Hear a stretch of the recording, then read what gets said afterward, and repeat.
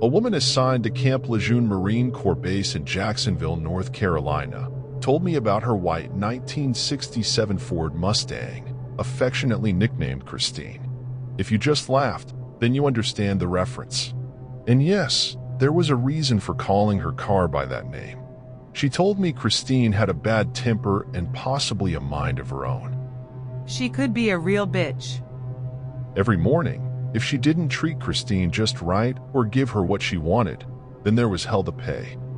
To give you an example of what I'm talking about, there was a 5-mile stretch of nothingness on the way to the base. Just when I thought I would make it to the main gate without a temper tantrum, she decided she'd taken me far enough and just shut down. She wouldn't start and I had to thumb it the rest of the way. Once, my warrant officer stopped and gave me a lift to work. Christine evidently preferred being towed back home to taking me to work. The next morning, I knew I had to treat her right, so I let her sit there patiently warming up. After about 20 minutes of letting Christine put herself together, I crossed my fingers and sat in the driver's seat. She smiled, adding that soon after purchasing the Mustang, she realized she was never really in the driver's seat. As strange as this sounds for a car, she really was like a woman. My husband learned that it takes a certain amount of time for me to get ready to go out, and that amount of time for Christine to get ready was apparently 20 minutes. Anything less, well, you get the picture.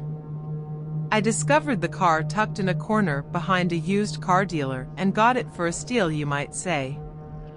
The salesman was happy to get rid of it, no matter the price. Today, I understand why. The owner history was quite long, and I'm most likely the one that owned her the longest. Once people realized she had a personality, they traded her in on something else. With all of the problems she presented, I decided to park her on the base and purchased something else.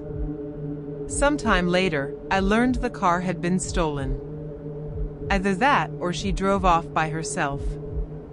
You never know with her. I found out later that my ex took the car without telling me. She added, they're perfect for each other.